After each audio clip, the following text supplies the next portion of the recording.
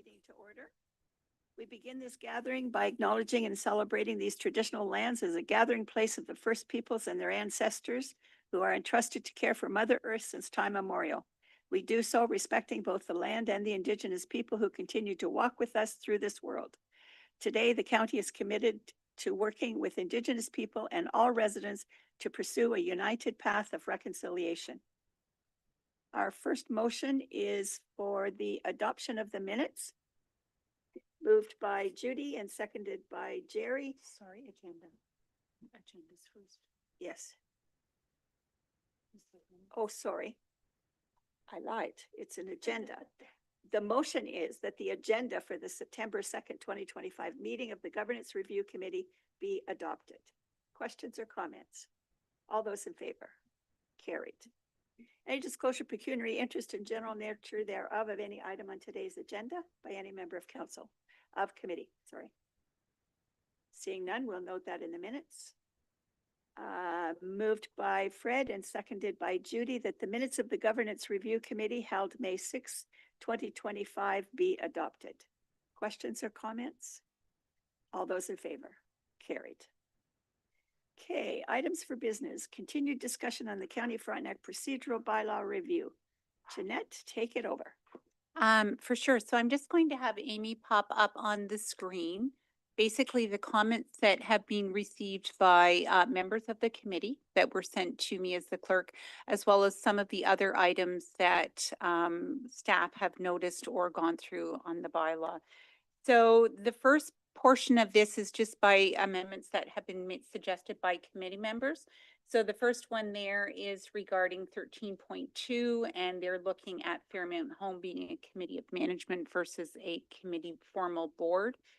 So I'm not sure if there is an understanding. We would note that when we are in full council, we adjourn from full council, we actually do go into the committee of management and then come back into committee of the whole. But so I'm not sure how the committee feels about this one, but that was one of the suggestions.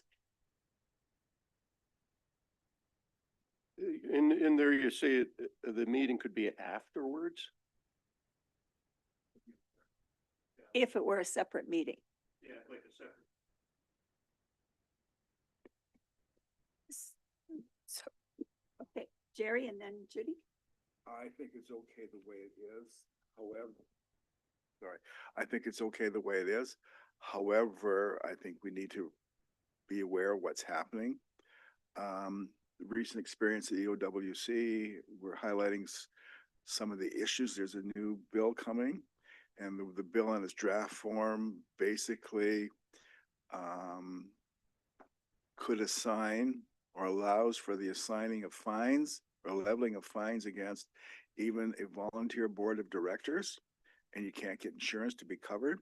So let's say there is an issue with staffing, and you directed that there'd always be a full complement and staff is doing their best to make it happen, and something happens in that half a day or a day, you could be fined upwards of $400,000, and that's right out of your own pocket. So that's a problem. Although when we talked to the minister about that, she was aware, she acknowledged that, and that may get changed. And then there's the issue of clientele or people who are going to be living there that are not, that have medical issues that are more mental in nature or psychiatric and have other issues, and the staff are not trained for them. And so that's a real problem. So that's all going to be coming up. And the ministry, what I've gathered, really doesn't know how to handle this. And it's kind of go back to the way, I'm betting the way it was, where there was actually psychiatric homes at some point in time, maybe not as many, but you just can't put them here. Because anyway, that's kind of off topic. I think we're okay for now, but it's something we should be aware of. Kevin. I just wanted to add, so we did, as part of the EOWC, Jerry and Warden Lichty, my apologies, Warden Lichty and I were able to sit in on a delegation with the Ministry of Long-Term Care, and it was strong advocacy on those pieces, the Bill 14 and the behavioral challenges that we see in long-term care. So the minister was aware and very responsive to it. She actually suggested that the EOWC submit a formal submission and offered to have the EOWC present at one of their future committee meetings when they start delving deeper into the bill. So it was well received, and we're hopeful that they heard our concerns and addressed them. Was this a surprise to them? Because it's been going on for years. I don't think it was a surprise. She said that she was aware of, of our concerns, but seemed to be looking for advocacy from us to help her make a decision. So maybe there's some strong people within the ministry that want this. You know, even in if you're looking at the Construction Act, Construction Safety Act, they usually charge, something happens, they charge 2 up. This seems to go right to the top. But if you're doing your job and you're doing it the best of your ability and something happens, you could still be charged with no defense and no insurance.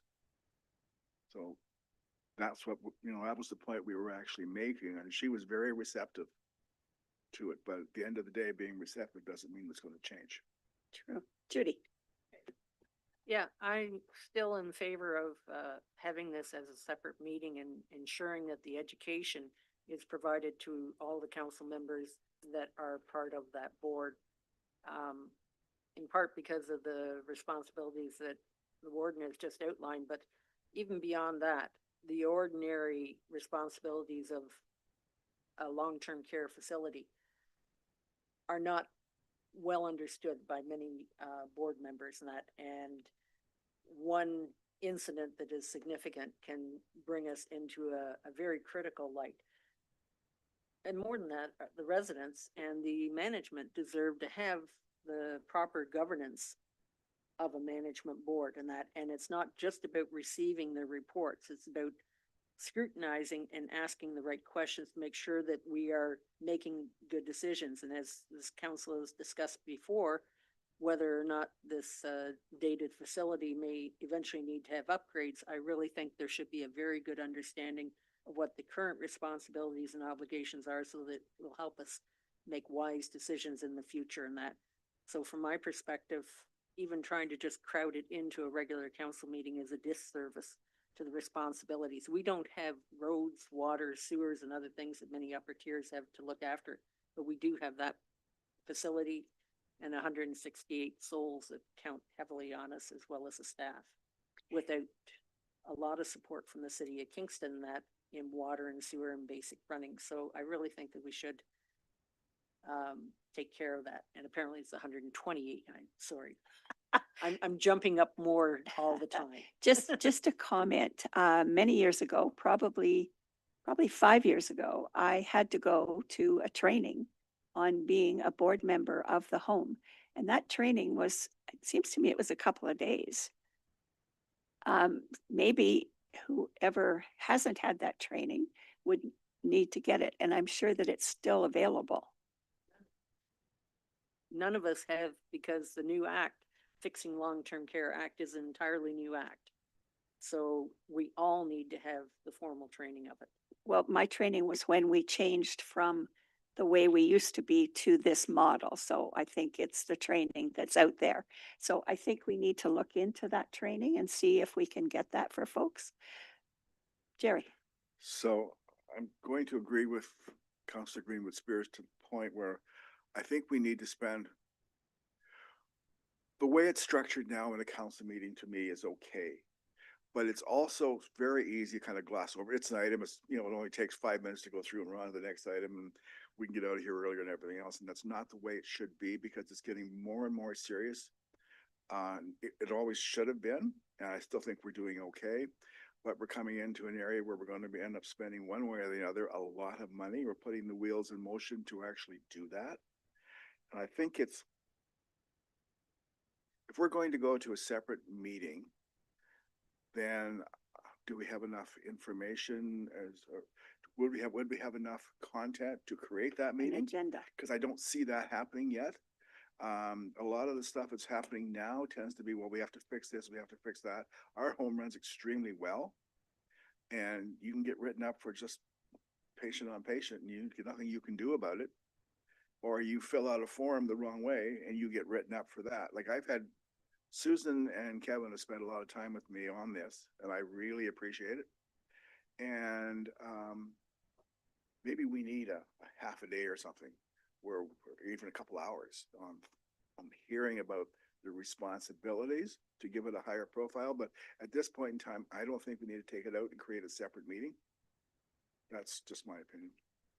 Judy? I'd say that it would probably be very good for us to actually pull it out as a separate meeting.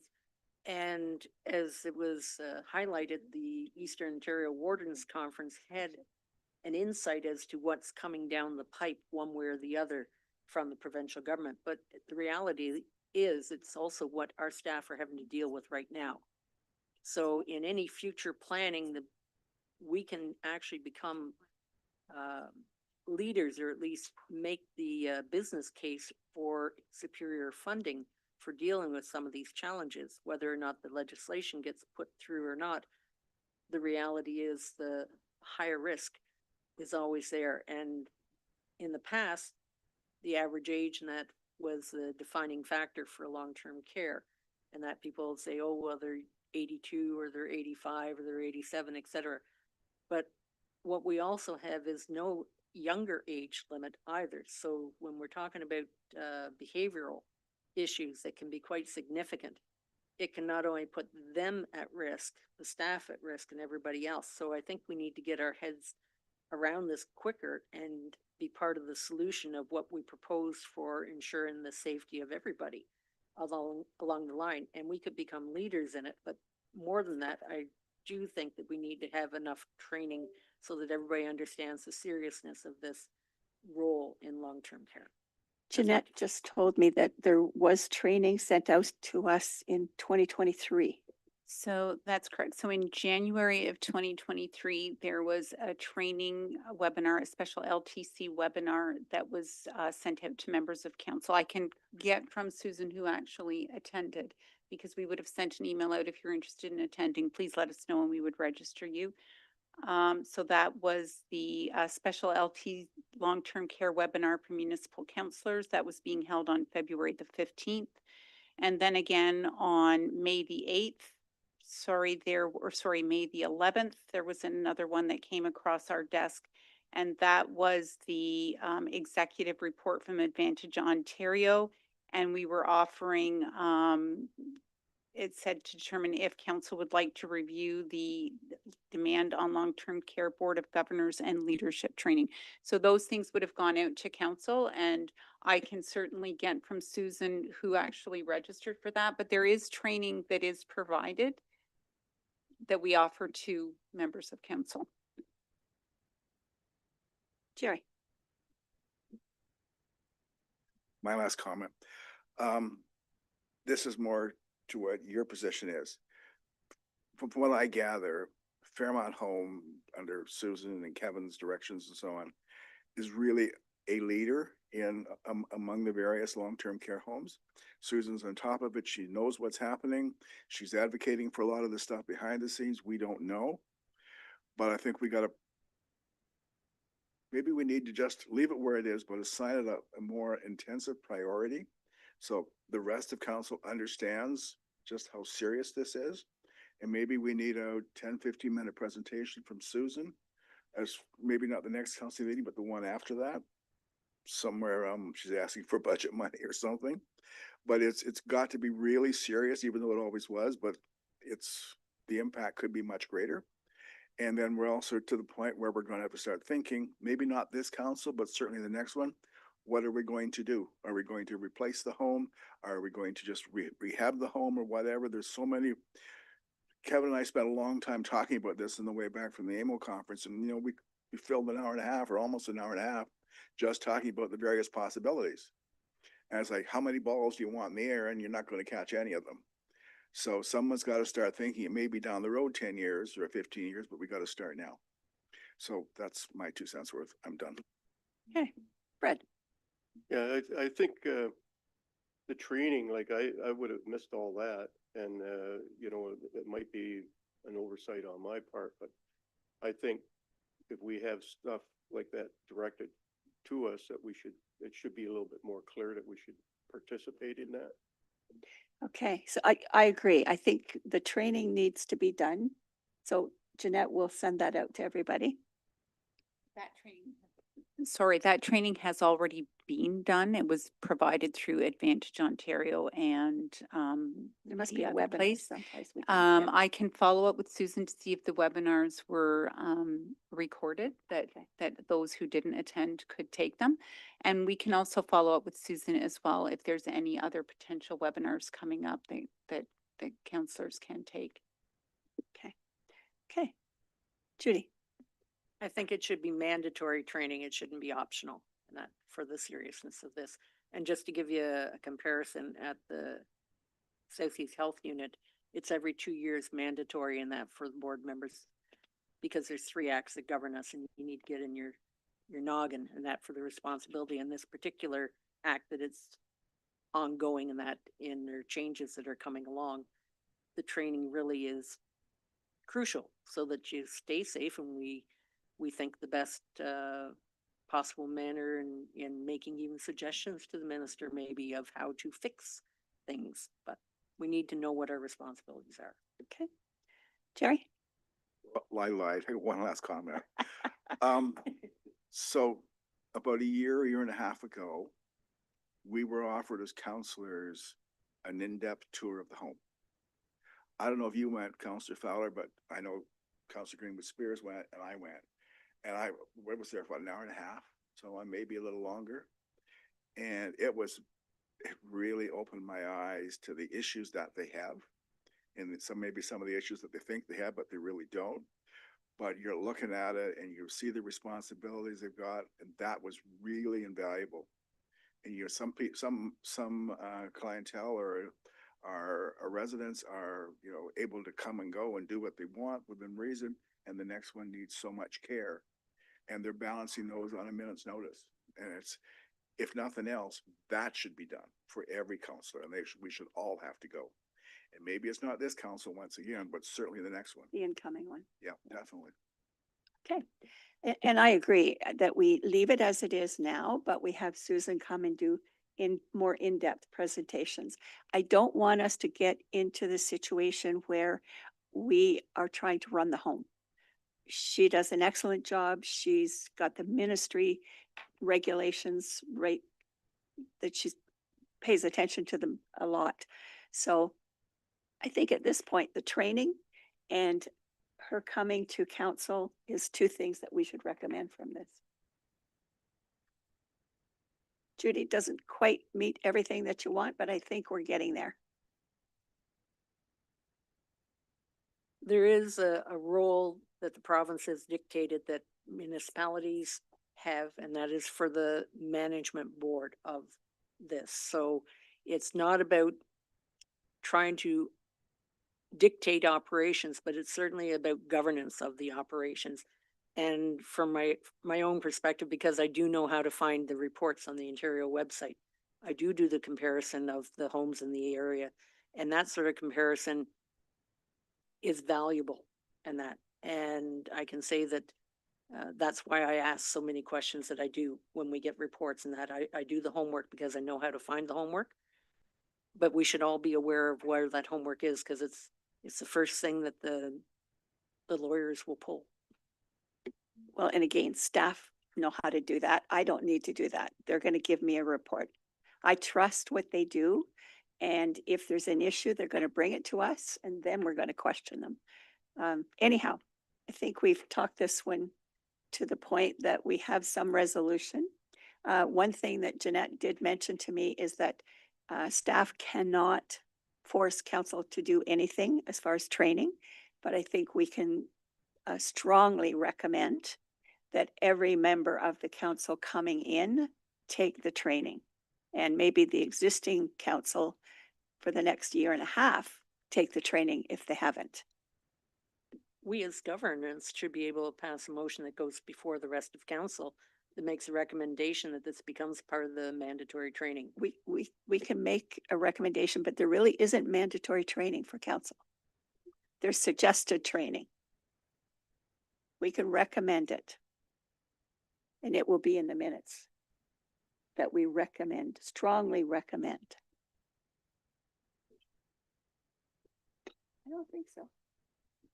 You don't want to be oriented. Sorry, I was just going to say, what we could do is, I would take this back to Susan so that it becomes part of the council orientation that we do with the new term of council. Does, that does would- that work, including a tour of Fairmount Home? You all have that day that Yeah. you come in for orientation and we can look at something there. I just think we need to up how serious or how important this home really is, and we just can't gloss over it if we've been doing that. It's really important and it's becoming more and more so. And if this last act goes through the way it is, we'll never get any volunteers to be board members, ever. So, We don't have any I know, but anything, so. volunteers. So I think the decision point here is whether to keep it the way it is in our procedural bylaw or separate it into its own thing. I think I'm hearing we want to keep it for the most part. I've been taking notes because there's other pieces that I'll take back and discuss with staff. I think that's separate from the procedural bylaw, but things like more presentations or tours of the home or training, those are all things we'll take back and consider at the staff level and bring forward. So And please convey our thanks to Susan for what she has done so far. We're not questioning her ability. She's done a great job and she's reached out and council has had the opportunity to, go through the home, see what it is and so on, see what the operations are. But maybe it's just time for a refresher and we'd just like to be kept more informed. Let's get on to the next item. So the next one was that currently the procedural bylaw requires that delegations be given notice 10 days ahead of the meeting if they want to delegate. And one of the comments that was made through members of committee was that delegations are required to give the 10 days notice ahead of the meeting, but since the agenda isn't published, there is no opportunity for the public to comment or present their information that may be relevant. So just from a staff perspective, some of the things that we've noted is that typically at council, it's a formality of reports that really don't require public input. Reports that do require extensive public input, such as those around the KMP trail or planning issues, or even accessibility issues, are done at the committee level. There is a specific section in the committee portion of the procedural bylaw that allows the chair the open opportunity for any members of the public who are at a committee meeting to come and speak and make presentations on any of the matters. I'm just, but again, if the agenda does go out, somebody can request to be a delegation. It just goes on as an addendum. So not everything that's a delegation. In fact, many of the things that are a delegation are not related to a particular agenda. If somebody has a point they want to make or a topic they want to address or make sure council is aware of, that's fine. But 16.5 says acceptance to the 10 days notice required in 16.1 may be approved by the clerk. And I think it's working fine. It works fine for us. I don't know how the other townships work, but we have a public forum, which we don't have here. But I understand townships are actually removing that as well. Some of them are, but I think the way it is okay. Fred, I would like to see the agenda come out at least 5 days beforehand, working days. Gives you more time to review it. That's just the way I feel about it. Sorry, currently it does come out 5 days ahead. Council meets on a Wednesday. The agenda goes out on a Friday, so that's 5 days. it's just not 5 working days. It's I your meant weekend 5 and working working days. days. You got to stop working so hard.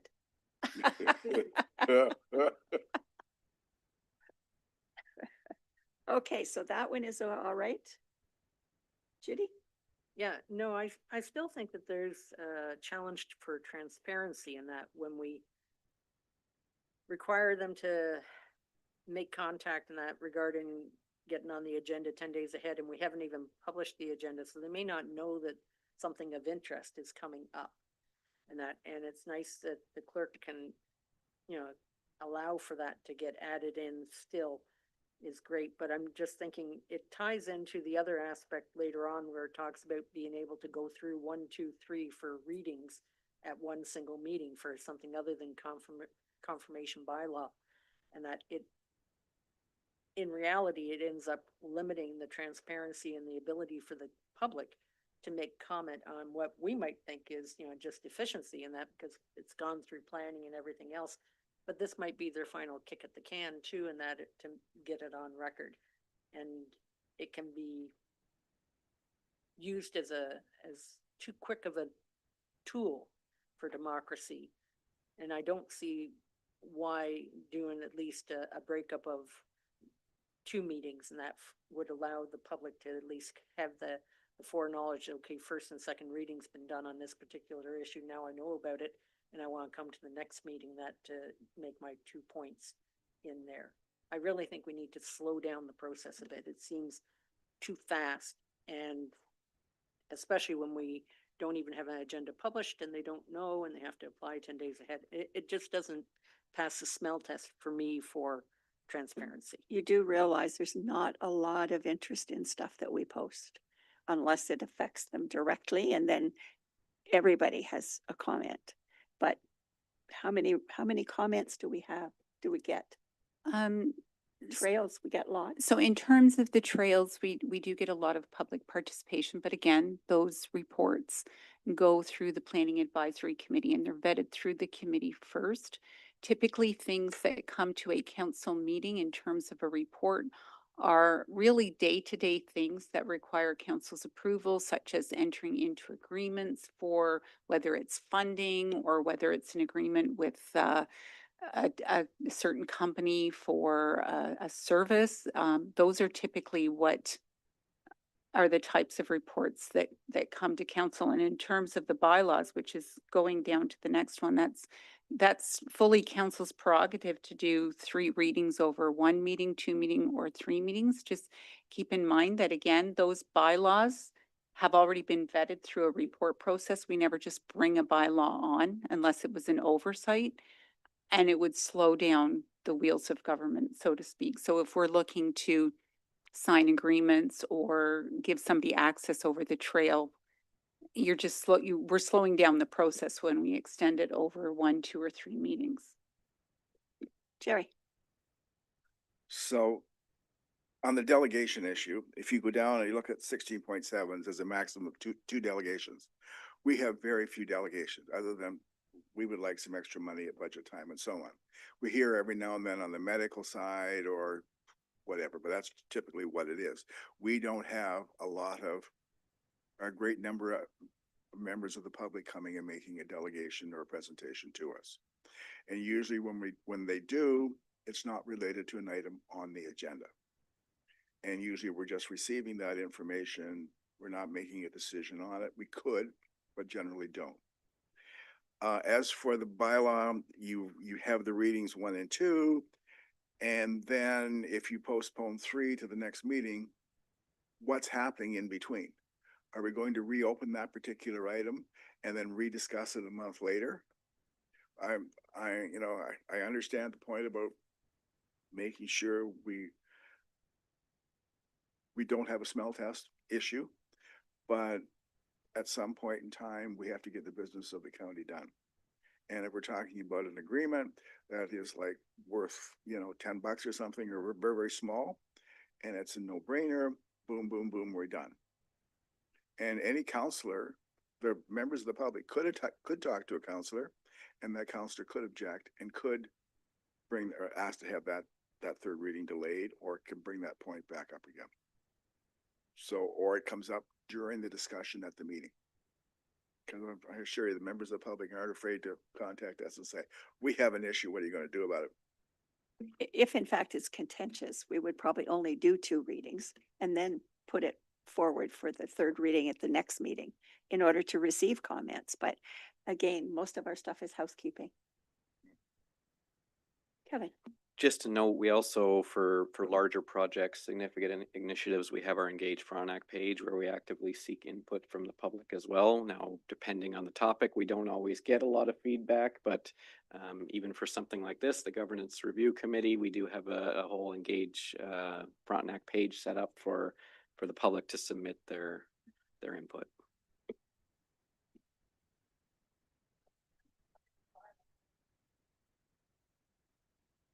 So is the consensus that they're both left as is? Yes. Yes, please.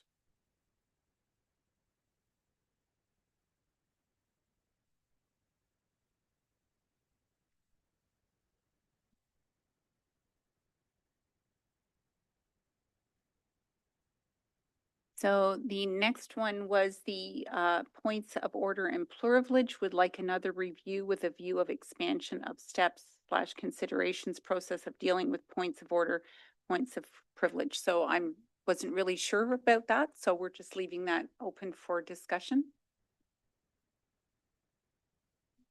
Thank you. Just having more clarity on the points of privilege also brought me back to looking at the definitions piece. Pardon me.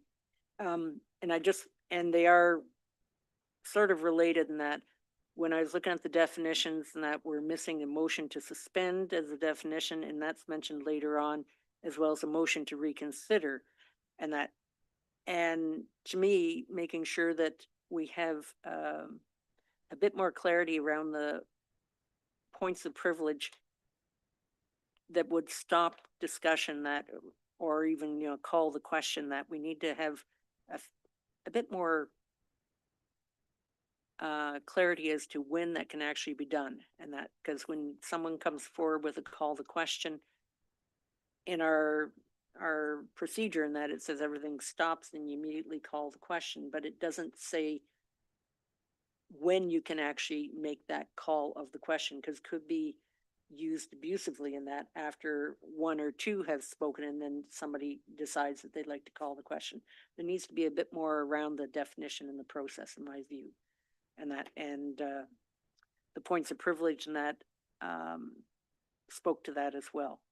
It's an area that isn't well known Or used. or used. Thank the Lord. And this is it. But if we understood it better, and that, I think it'd be helpful. And I do think we need to have the definitions of motion to suspend and motion to reconsider put into our definitions. since See we what made Jeanette mention has of to it. say.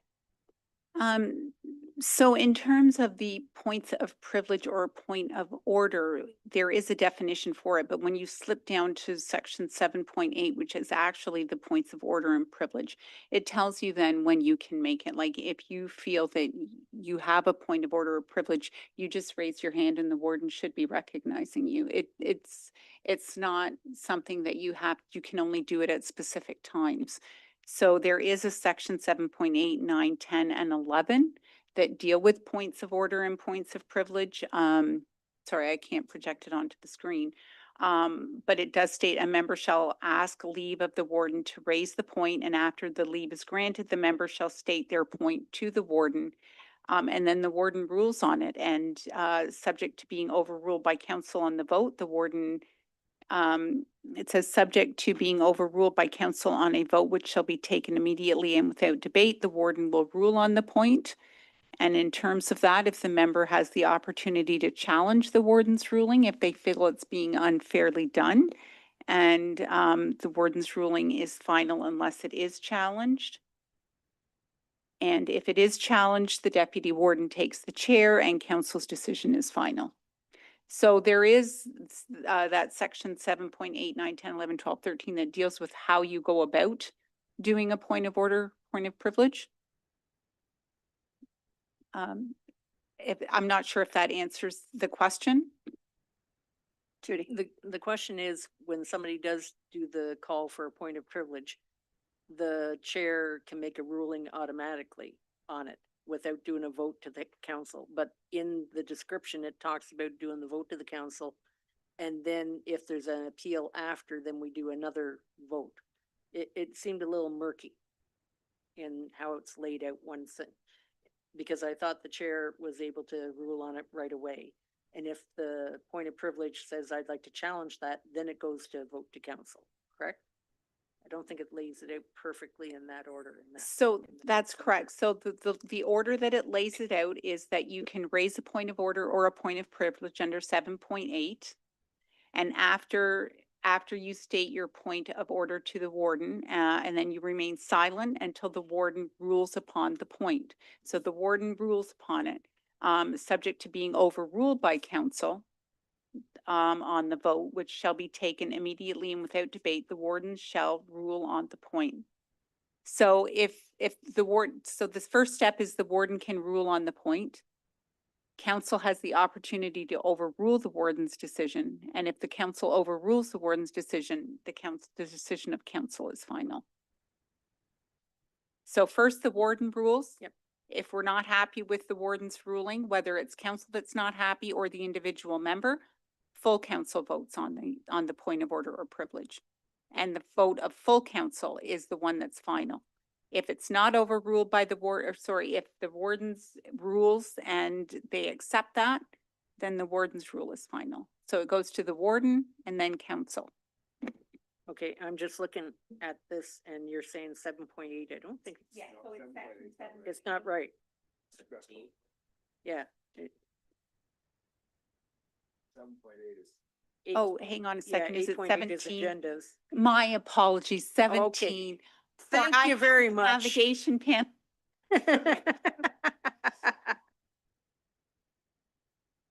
There we go. Okay, and that, So I've only had to use this once, and it actually came at a very fortuitous time because we had was in the open forum, and we had an individual who was very passionate about his particular topic, and another counselor said, just like you watch it in the House of Commons, and certain people got the house out, their hand up all the time, point of order, point of order, point of order.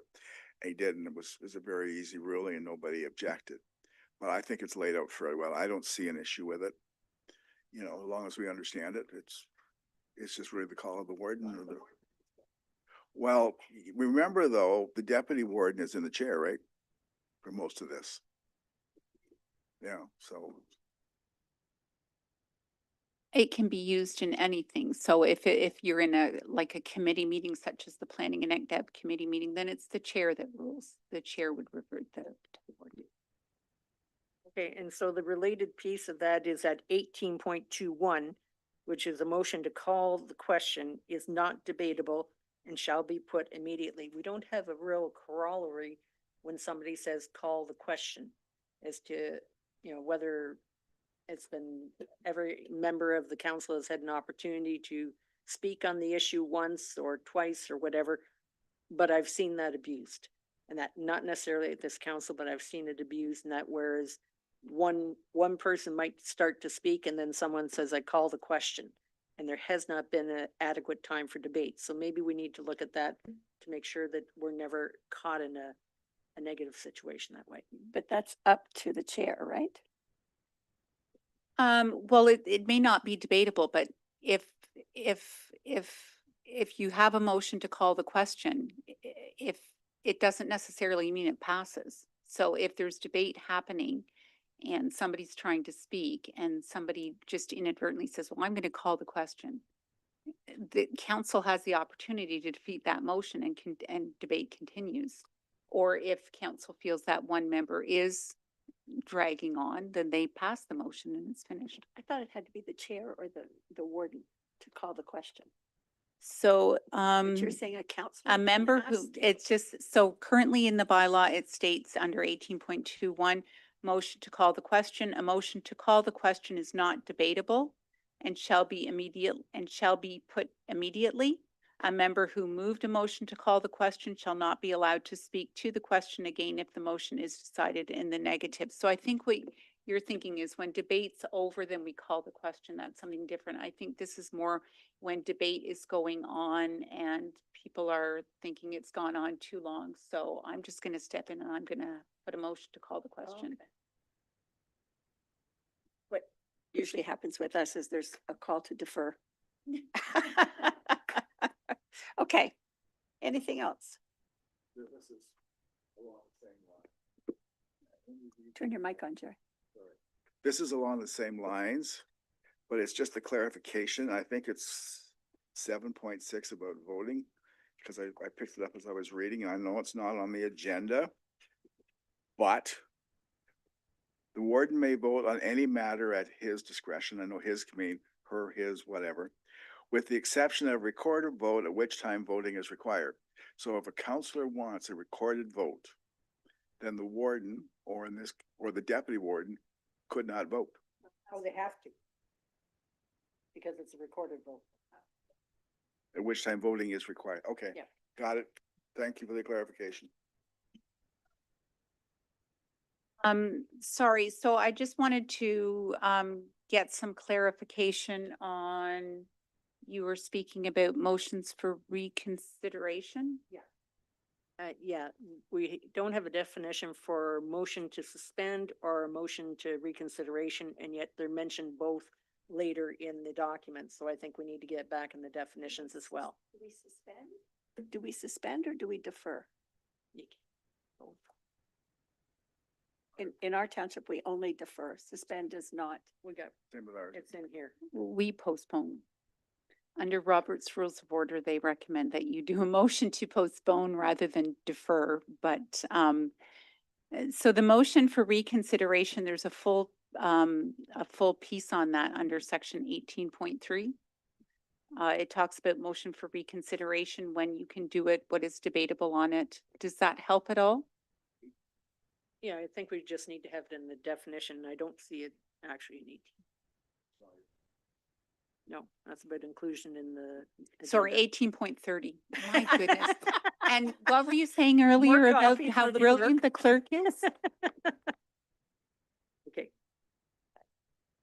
Yeah, so just adding it to the definition, I think is important. And then the motion to suspend is also mentioned through in here. That caught my attention as well. And I thought, okay, we haven't got a definition for that one either.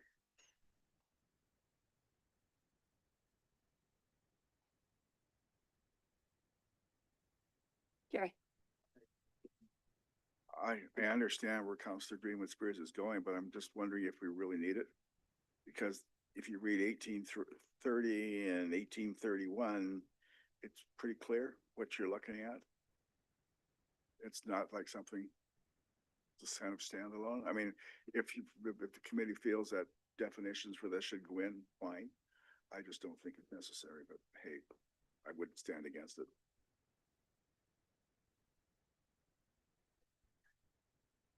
oh, sorry, go ahead, Fred. Yeah, I'm looking at the 18.7. These are all the motions that you can do orally, and there's a whole list of them. About 15 of them. These are the ones that we're talking about, so there's a lot of that are listed right there. So we're adding to our list here, right? These are not ones that were on the ones that we talked about before. So we're going back now and reviewing the reviewed. Is that something we want to do? Well, it's the Good. first time in 6 years it has been reviewed. So to me, It's worked for 6 years too.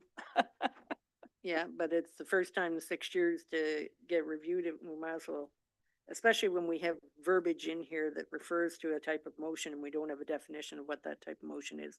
It just, to me, seems like an easy piece to just slip in and there we go. We got it covered. I don't see any reason for it or against it, so if we can find a definition for those two, let's put it in. Yeah, sure. No, I'm fine with that. I will come up with the definition for it and bring it back to the next committee for, to reconsider and to suspend, correct? Well, sorry, Well, suspend is the word we have in here. So just to Let's get change the word. our verbiage. We don't use that word in any other.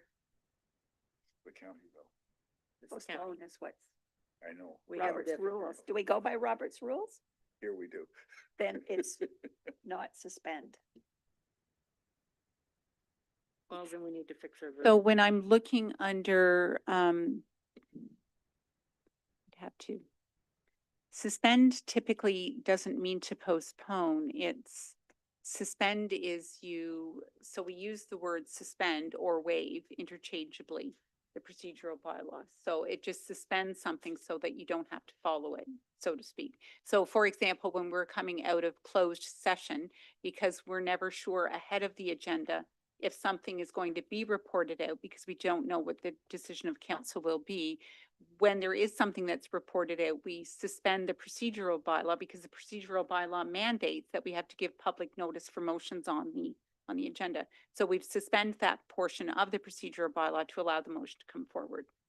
Another place where we might suspend the procedural bylaw is if, for example, a delegation comes, it's time sensitive and they're asking for funding and we want to give them funding. So rather than waiting until the next meeting where a counselor can provide notice of motion for the next meeting, we can suspend the rules of the bylaw and allow that motion to come forward at this meeting. So suspend does not postpone or defer.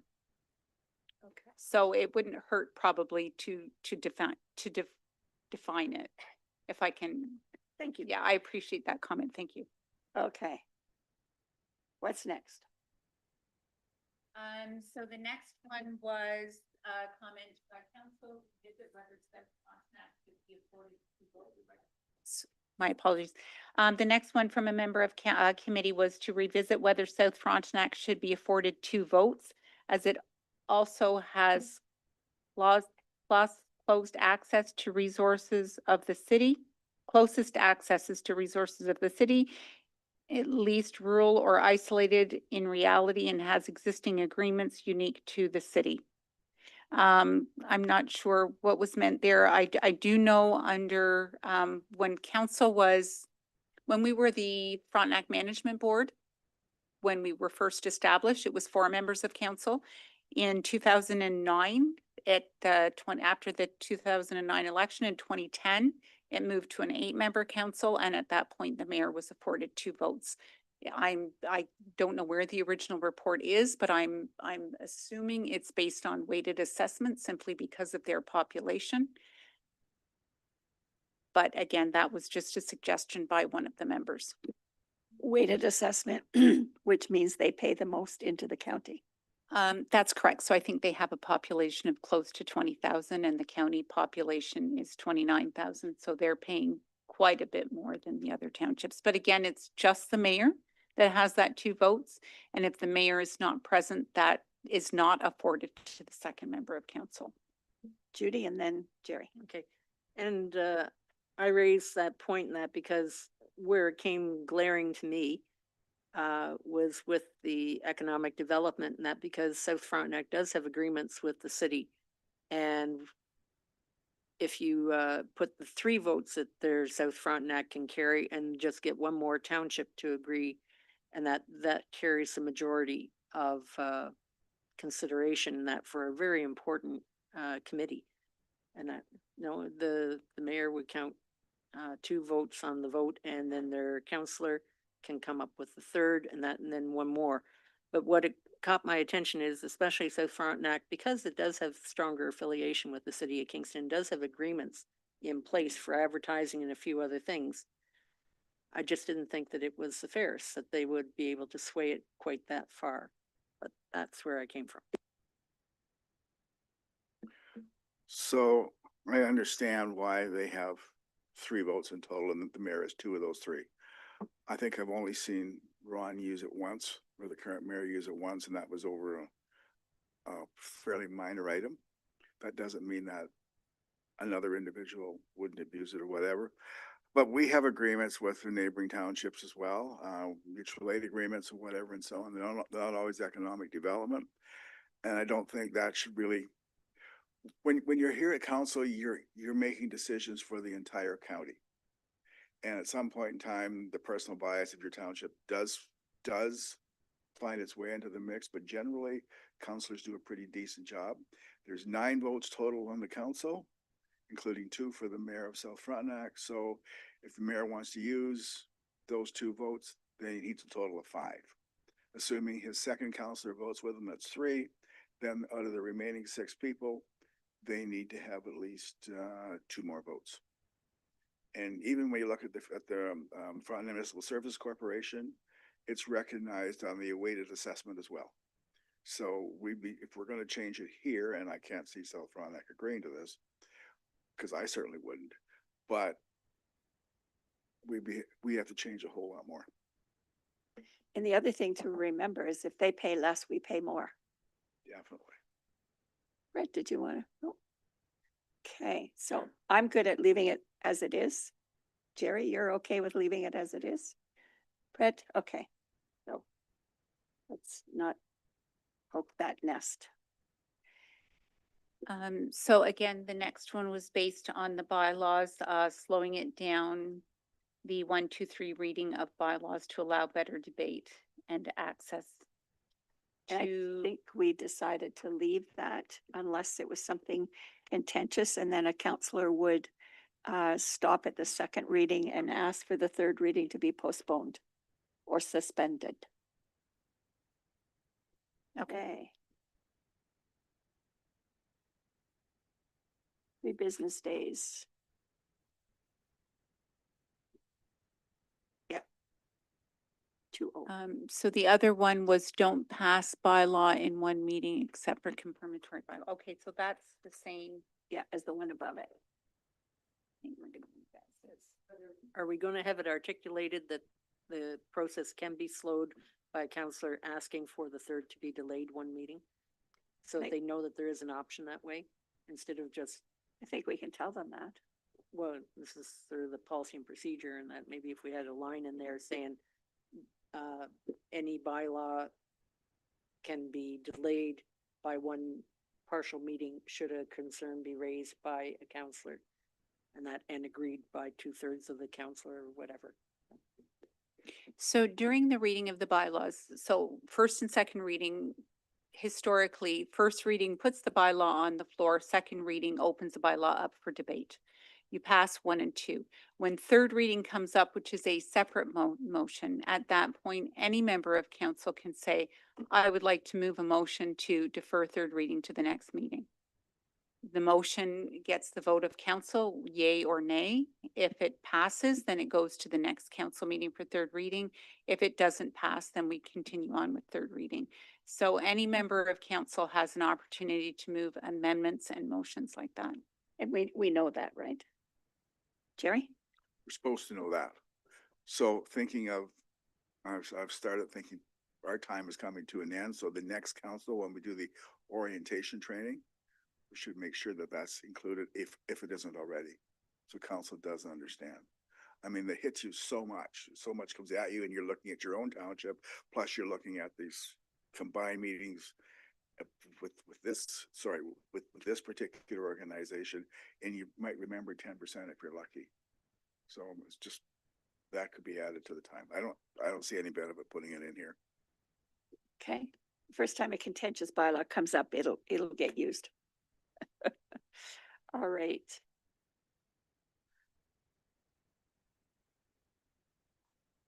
Sorry, we do use that when we do our budget at the township level.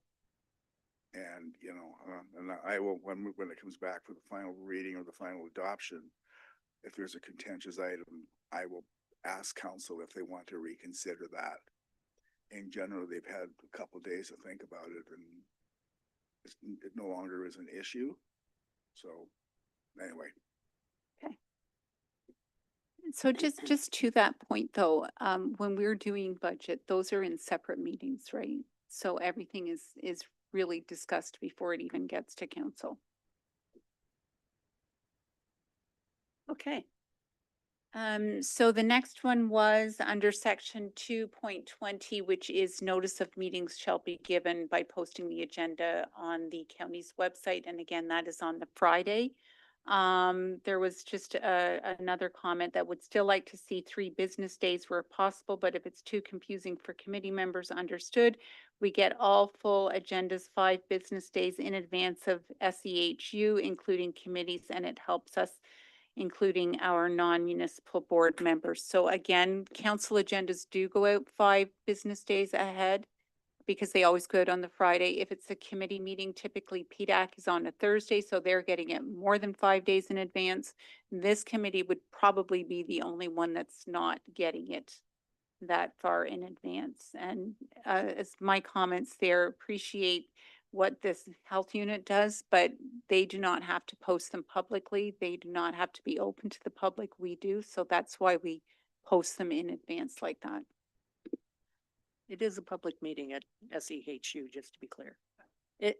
SEHU is public meetings. They're very public. We get media there and everybody else. And that's so, yep. But are they required under law to post?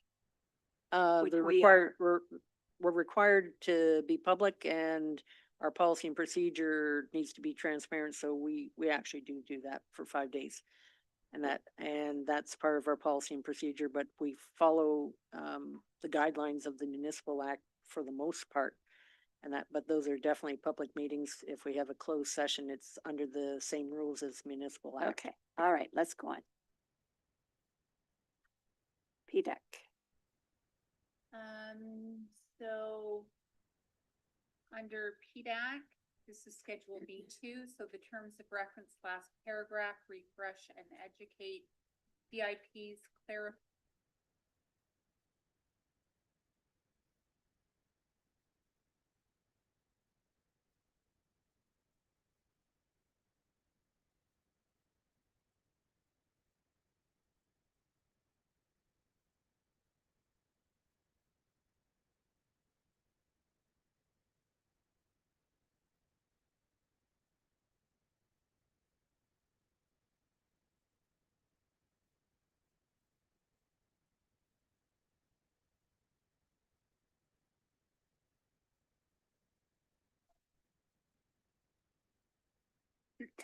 Can you refresh my memory? What's a CIP?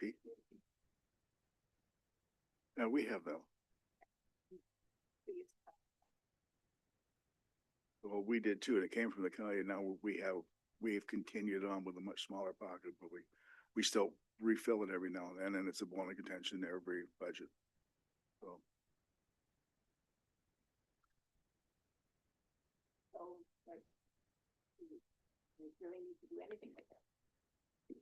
So as part of their mandate, they make recommendations to council on matters related to community improvement plans as a means to support and promote community development in the rural areas. If that's what was being referred to, the recommendations that they would make are on community improvement plans that we as the county do. We would not make recommendations on township ones. We have no authority to do that. And same thing with, in terms of official plans and such, we are the approval authority for township official plans, so those would come. But the committee also looks at any amendments or recommendations on the county's official plan as well.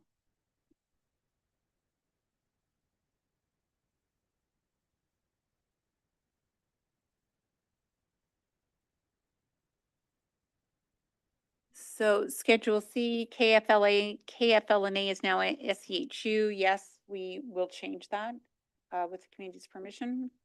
And I believe we actually had done that through an amendment to the procedural bylaw, which I may have missed.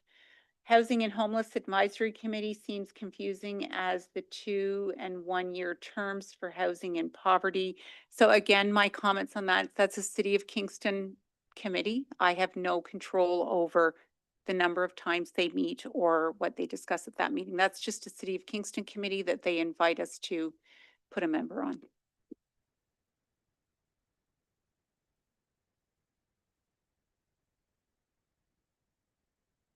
Okay, we'll move on to 9.115 electronic meetings.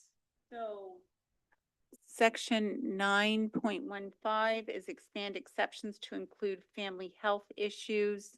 Sorry, I've got a electronic participation at committees should be the same for all committees regardless of the nature of the committee, especially since we are proposing to reduce the number of accessibility committee meetings to an as required basis. Suggest that we consider, so I'm just going to put it on two screens here, suggests that we consider Fran's idea of using electronic venue for everyone if the meeting is reasonably expected to last no more than 1 hour. It's at the call of the chair. And for in-person meetings, suggest electronic participation requirements be as required by council. So in terms of that comment, I did include somewhere under section 9.17 as well, the comments that we did receive from the committee. So the first option there is, do you want to expand the exceptions to include family health issues? So currently under that section of the bylaw,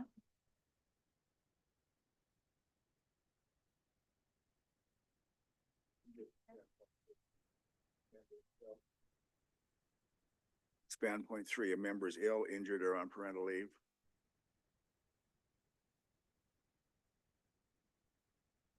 Or encounters elder care requirements, something like that. sorry, I should have been able to pull both up, but I can't. So under 9.15, we're suggesting to add family health issues. So currently the only way that somebody can participate electronically is if we're in a declared emergency or it's due to a significant weather event, a member is ill, injured, or on parental leave, or the member has been duly appointed to an external advisory board committee that is attending that meeting at the same time. So the suggestion here is to add to that list family health issues for an elder or senior care. Or just significant family health issue. I mean, it does happen. Well, yeah, and I think we're an older group. We're not gonna get 25-year-olds on this council. You don't pay enough. Judy? Could we leave it generally as personal reasons? Because I'm thinking sometimes your member may be on travel, but may want to zoom in, and that they may, and this precludes it. And in particular, I know I was in BC at one point and wasn't allowed to zoom in, which personal reason, it would have been nice to have been able to do that. So I think I had put that somewhere, and I'm not sure if it's down further on down under our own comments, but I think I had mentioned that earlier that do we want to add another piece there that if a member has been duly appointed by their township to attend something else? Because right now, if you're appointed by your township to attend a conference on something, and it's in, regardless of where it is, whether it's in Ottawa or BC or wherever, that's not one of the reasons why you can zoom in. But yet you're still on your own township's business. So that was just one piece that we have come up against. Sorry, if you leave it too broad, then who has to interpret that? Right? If I were to call in under that sort of blanket exception, who determines whether or not it's legitimate? Staff? So under the procedural bylaw, it's listed here, the reasons why you can zoom in. And again, when the former procedural bylaw review committee reviewed electronic participation, and of course this was during COVID, and as we came out of COVID, the thought of the day of that council and that committee was that council meeting, they should be in person. But if for some reason you can't get here in person, then for sure zoom in. But I think it was to exclude so there had to be a reasonable reason why you're coming in, not just, I want to work at home today. It just, so it laid out specifically reasons why you could zoom in. Okay, Fred? Yeah, for closed meetings, they should not be able to participate electronically because That's of, coming later on. well, that's the second one. Okay, all right, thanks. Jerry? So two things. I think we should ensure that as long as you can zoom in to a regular meeting, you should be able to actually do that. It doesn't really matter if you're in British Columbia or Florida or Texas or whatever. If you're setting aside the 2 hours or whatever it takes and the connection is stable, then you should be able to actually do that. I like the idea of limiting the number of times you can zoom in because sometimes people abuse it for a number of reasons. Even including, well, I've lost the connection, or I can't get this connection and I can't connect. Well, all of a sudden that 2 becomes 3 and 4, and you start looking at how many minutes, how many meetings someone has missed, then you have to be very careful because what's a legitimate reason or not. It's also very difficult, in my opinion, to manage or lead a meeting when 1 or 2 people out of say 7 or 8 are connected virtually, especially if it's only one. You'd have a tendency to forget that individual. If everybody is on a virtual connection, that's okay. But if it's only 1 or 2, it's very difficult.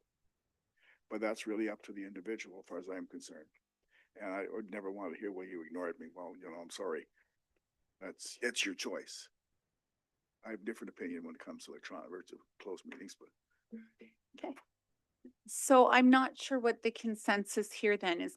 I'm hearing kind of 2 different things. Number 1 is to add this additional exception, and number 2 is to take away all exceptions, and it's just totally up to the member whether or not they No, I come. think we need exceptions, don't we? Sorry, not exceptions. That's maybe not Reasons. reasons. The reason. we've suggested adding the one about significant family or medical issues. And Whatever, what do you whatever the think word. about the one for a short meeting? Like you drive 3 hours. Yep. For a 1 hour meeting. Judy, you would have 3 hours. Yep. Yep. If it's a 1 hour meeting and we know that it's a short meeting, those I think should be Zoom. I think there should be potentially an option for somebody, especially in poor weather, and that the highest value is face to face, because that's where you get the nonverbal and the best communication and the freest flow in that. And for myself, I look at it that if the ferry is flat out not running, then to not allow me to zoom in would be a disservice. And I also see that sometimes we're going to have a meeting and somebody is out of the country or on vacation and they're willing to come in to a 2 hour meeting. I think that they should be allowed to. The public, certainly, we don't ask them where they're located at the time. And that's, so to me, those exceptions should be there, and that there is an opportunity, but I do agree with having a limit of perhaps 2 meetings of council on that, and maybe 2 of any committee in that, to make sure that we haven't just got the helicopter type of involvement. So just from one aspect on those comments, we can never guarantee how long a meeting's going to be. I can never say that a meeting's only going to be an hour. So I would be very reluctant to put that in there because we just, More so. even with committee meetings, there's just no way you can guarantee that it's going to be an hour. We just can't. I mean, we can look historically at how long they've been, but So what I'm hearing just from the discussion, it sounds like we want to still keep some of these restrictions. Jeanette, if you scroll down a bit, 9.15 is actually listed again, a little further down. So we'll check them both off our list here, but it actually lists out the items. Keep going. There it is again. So at the bottom there, 9.15, so those are the clauses. So it talks about in an emergency, due to significant weather, a member is ill, injured, or on parental leave. We talked about adding maybe to section 3, elder or senior care. Maybe that's where that fits. Under 3, a member has been duly appointed to an external advisory board. So I guess this discussion is just what all do we want to add? Do we want to add a number 5? I guess that's what I'm just trying to zero the committee in on this list. So somewhere in here, and I referred to this earlier, maybe this is not, maybe I'm incorrect, but you had to be in Ontario to actually do this. you have to be in the country. You Okay. can't be out of country. Why And do we have that? I don't have our IT staff here to help me out with this one, but I think it had something to do with security. I don't know. Okay, but it was just, you had to be in the country. okay, so I agree with adding the, obviously the family issue. I agree with, allowing or minimizing or restricting the number of, Zoom calls in a year so that the council make sure that they are fully involved. I can live with Canada, for the technical reasons, although I have done Zoom calls from the US. And there was another one, when I slipped my mind, I'll come back to it, unfortunately. So we're going to add in there two meetings. Is it there? Sorry, so I'm just going to try and, Yes. because we're flipping up and down the Yeah. sheet now, so and I can't I- keep up with moving the sheets. So we're going to add family issues. Are we going to add the one about on township business? That's Yeah, it's on the options for discussion. Judy? I had suggested and written out, adding the 0.5. Counselor up to twice a year for personal reasons, i.e. ill health, traveling, be allowed to Zoom in. Just leave it at that. We're all grown-ups in that, and it could be that they're in the middle of a crisis of their own, family that they don't need to share, but two reasons or two opportunities that you can do personal reasons. Yeah, you could probably take out parental leave. I don't think many of us will be on those. At least this group. Could change. And the procedure is you'd have to notify the clerk or the CAO that you have that problem 48 hours ahead of time. Yeah, I would think so. Why that though? Why would we, and I wonder about that because the public doesn't notify you 48 hours that they're going to be on Zoom. And that's so if they're counted as quorum and they're coming in on Zoom, why do they have to give the 48 hours notice? Could be that I'm on the Wolf Island side and ambulance comes along and there's the end of that day for the next little while. So that'd be short notice. Or that too, and that more likely the ambulance is taken off with my boat. So if I could just very quickly speak to that. First, the public doesn't attend council meetings via Zoom. They watch it on YouTube. Unless they're a delegation. Unless they're, well, sorry, are we talking about electronic participation right now? Yeah, so the public wouldn't participate electronically. If they want to watch a council meeting, they can watch it on YouTube. It's live streamed. But unless they're a delegation, we would never send them an invite to join. In terms of the requirement for the 48 hours, I believe it speaks to it a little bit further, but it's just under the recognition that, you know, if you call me up 10 minutes before the meeting saying I'm stuck and I can't get there, there's no guarantee that I'm going to see that email to be able to get you connected. Once we start streaming a meeting, which we typically start the practice session 15 minutes ahead of the meeting, excuse me, I can no longer go in there and send out Zoom links. So there's issues with participating electronically if you're giving us last minute notice. So that's why that 48 hours clause is in there. And I believe there's some further dialogue in there to say that indicates that if you lose stream or appreciate that if it's not within the 48 hours, staff may not be able to respond to you as quickly as possible. So that's, I think there's somewhere in here too, it talks about phoning in and that as well. Caught my attention when I was rummaging through.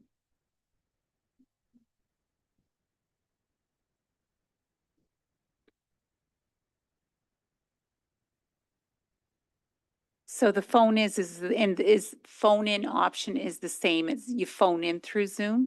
So it requires us to go into the Zoom meeting and to add a participant. Once we open a Zoom meeting, we cannot go in and do that. So we're scrambling to try and find you a Zoom link, whether it's.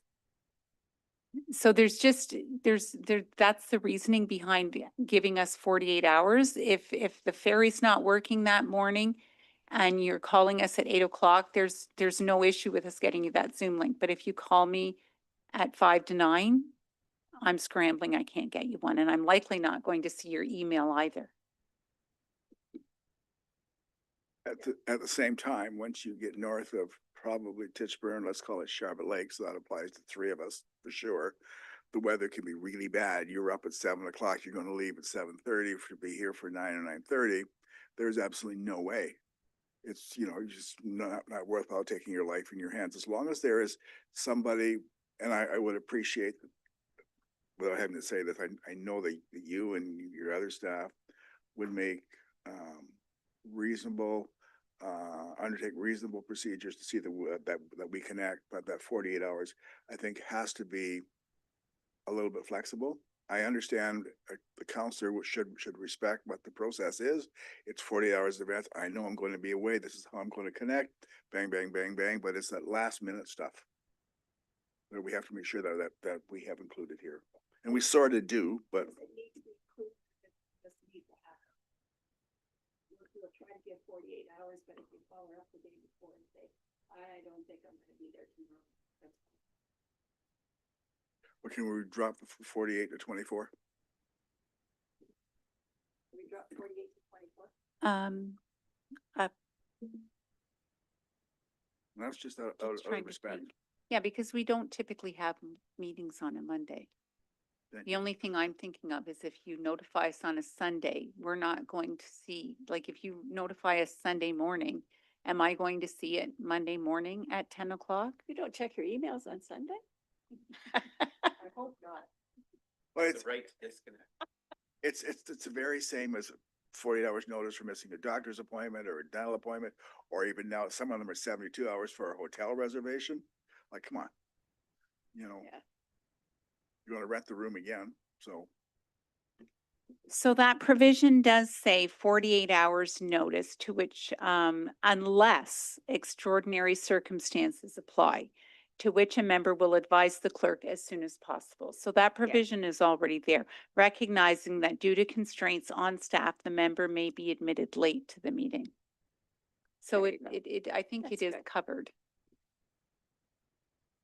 Okay, where are we? So if I could just maybe get some clarification because we're kind of jumping onto places here. So in terms of the criteria for attending electronically, we're adding significant family health issues, correct? Significant family issues. Significant, okay, You define significant, but significant family issues. We're also agreeing to add the, if you're doing the work for the township, correct? As well as, joint council meetings. That's not we have one every year. Eorn comes to do their presentation. It's done as a joint council meeting. We typically do that virtually to respect the travel time of all the member councils. So by adding it as a joint council meeting, it doesn't clip into your two. Right, good point. Yep. Judy. Aside from just township and that boards, if we're on, for example, if I'm in Toronto at a conference, an Alpha conference, and that's what. it's So not the that's already township. in there. The Yeah. board is already in there. Okay. It's the one where you're doing actual work for your township, so you can't come. So was there any others? There's just the three that are being added. I've been jumping everywhere and trying to. I think you're correct. So significant family issues, work of the township, and then there's the piece around maximum twice. If I have that. Did we change the maximum twice? Okay, so. 18.7.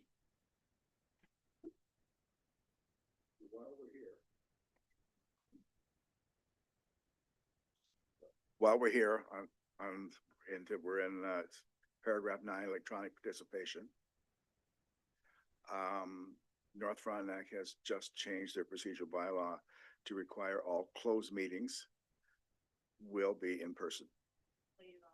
Okay, and we've also added a clause, there will be no active electronic communication or recording devices.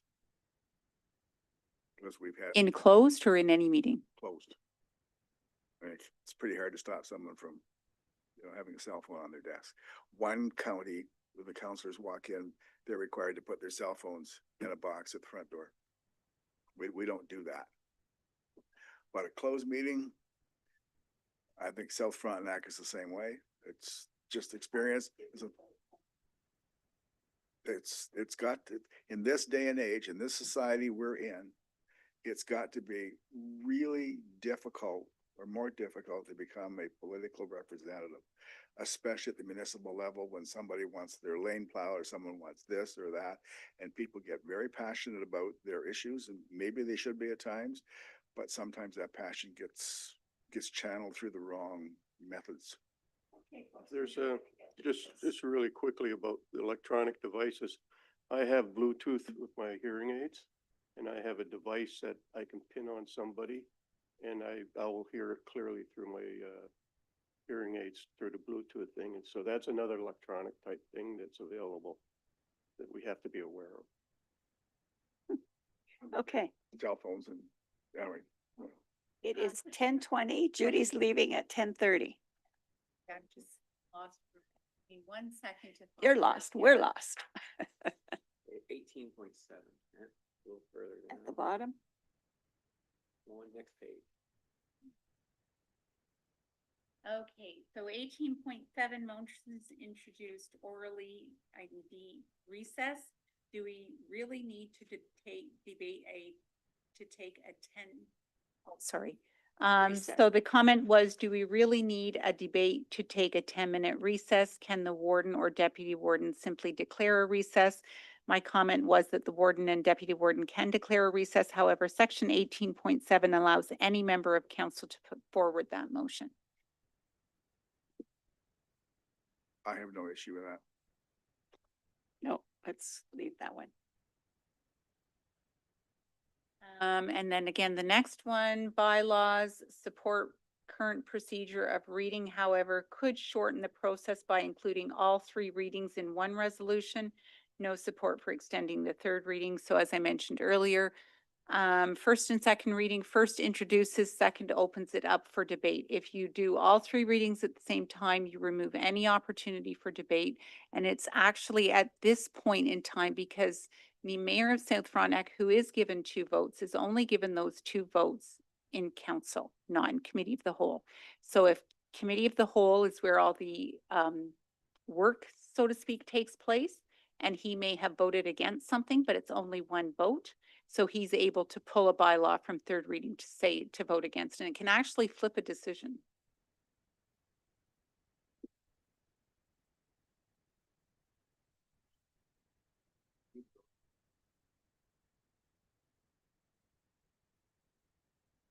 Okay, let's keep going. So we're leaving that. And then the next one, sorry, the next one for committees suggested that the 3 consecutive meeting absences be reduced to 2. A member could miss 2, attend 1, miss 2, and so on. So again, the 3 consecutive meetings just fell in line with the municipal act, where a councillor's seat becomes vacant if they miss 3 consecutive meetings or 3 consecutive months. It's totally the committee's call of whether you want to change that. That's the only reason why we added that in. I'm not sure how the committee wants to do with that. So this is a community person.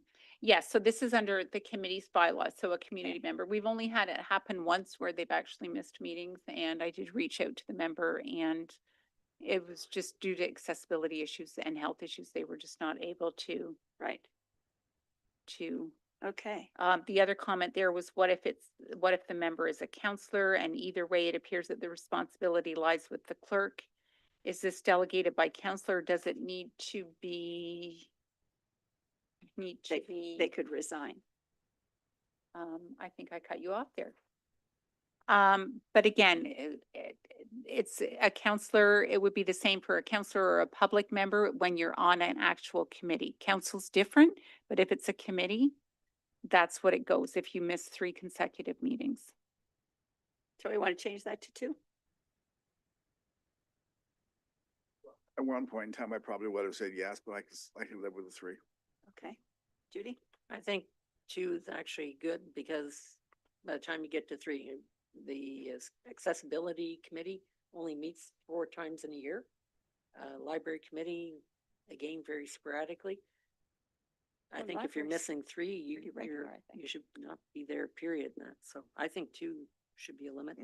So the only other committees we have are, that meet regularly would be the PDAC committee, which meets every other month. So they would meet 6 times a year. Um,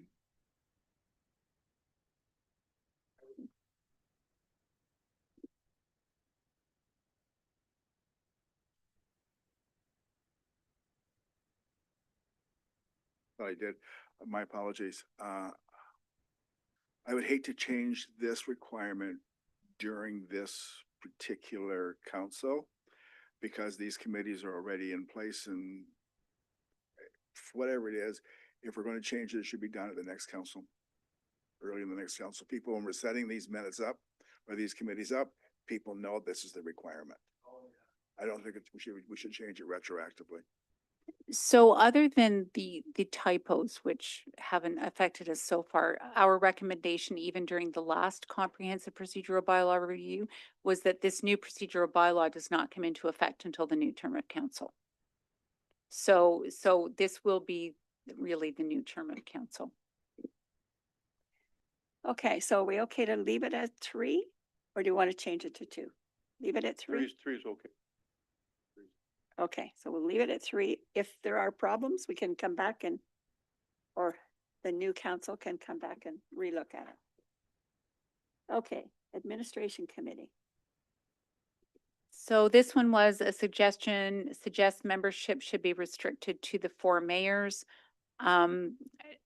Agreed. During the last term of council, the positions of mayors all councillors were put on the same playing field.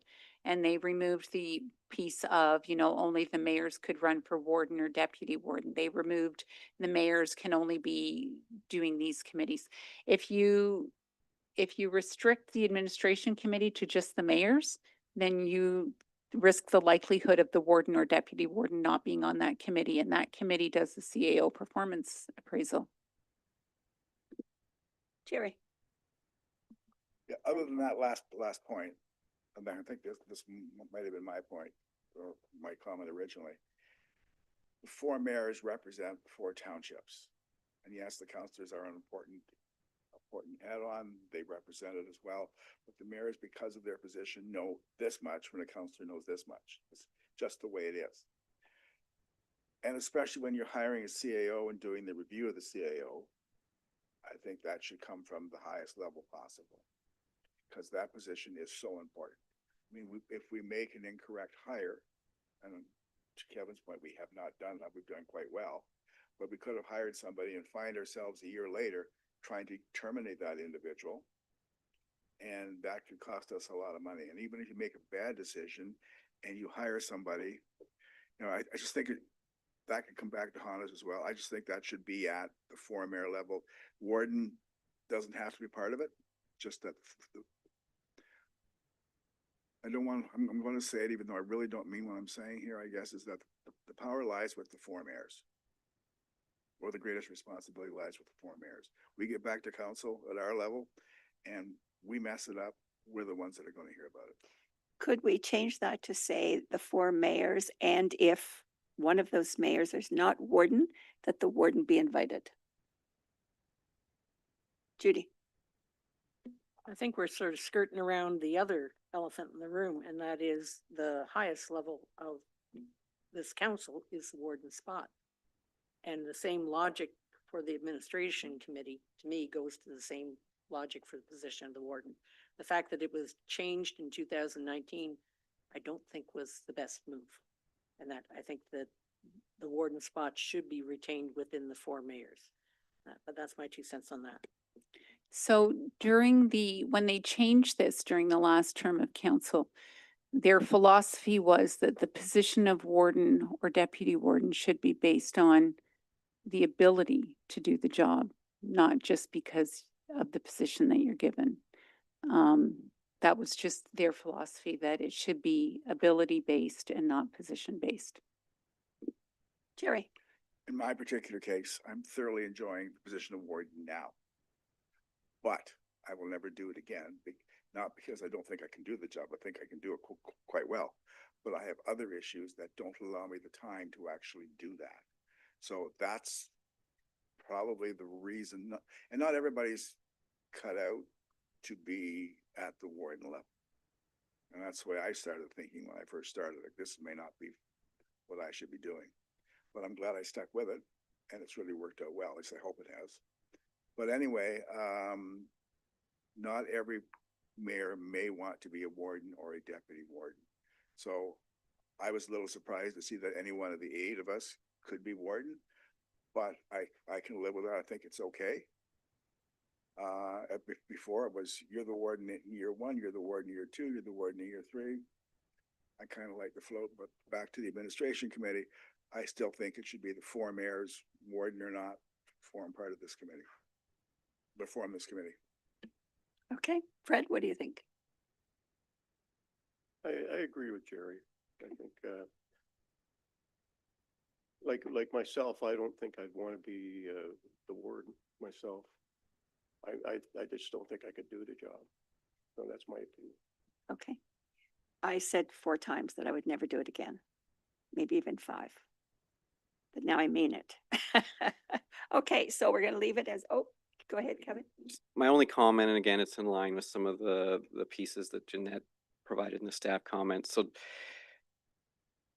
I guess going back to that CAO performance review, as you know, as the current warden, the CAO works so closely with the warden and the deputy warden in the absence of the warden. So I guess for that particular year, it may be strange, if I can put it that way, to not have that warden if they were not a mayor to be on that committee. But that's just my That's why I think thought. the line that I suggested should be put in.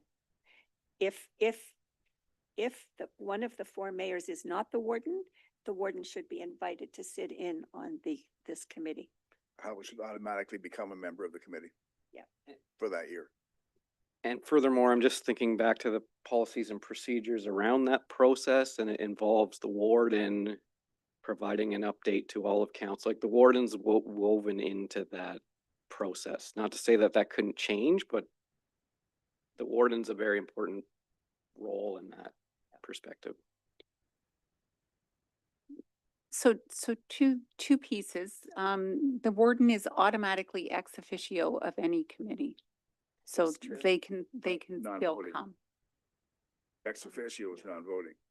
I think they do have a, I'd have to That's double all. check.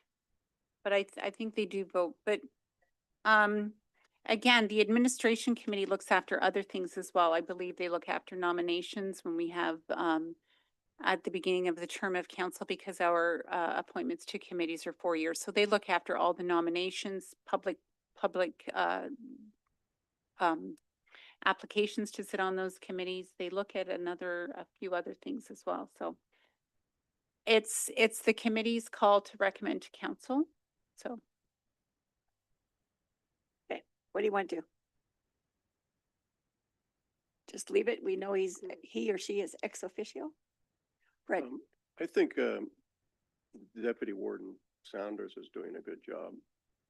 And he's quite capable of doing that. And I'm sort of on the fence on this. well, it's not really the person. It's just going forward. Will it just be the 4 mayors, or will it be the 4 mayors? And if one of those 4 is not the warden, would the warden be taking part? But as long as ex officio happens and they can vote, then it's not an issue. Right? Jerry? I agree. And just to add a line saying, or to that clause, that the warden is considered an ex officio voting member Of that of this- committee of this administration committee, to period. cover it. Okay, Done. Good. How long the term of warden should be is another question. okay, Judy. All right, we are at, So I think we already looked after, 6.10. Discussions on previous meetings. so of deputy warden, so this has been floating around for a while. Do we will still want to keep it that the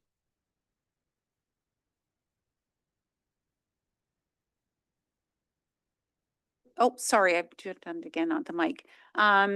So it's again the conversation of, do we still want the role of the deputy warden to be chair of the committee of the whole, keeping in mind that all of the council business is done during the committee of the whole section. So you've basically got your head of council who's not running a council meeting. Sorry, I'm putting some bias into the, How do we get 2 votes? If you don't change around, then if South Frontenac's mayor would get 2 votes during committee, no. No, What, that what wouldn't I'm change. suggesting here is that when you revert into committee of the whole, the warden stay there and the warden continue to chair, rather than everybody getting up, changing places, me changing name tags and so can that chair warden have 2 votes if he's from South Frontenac?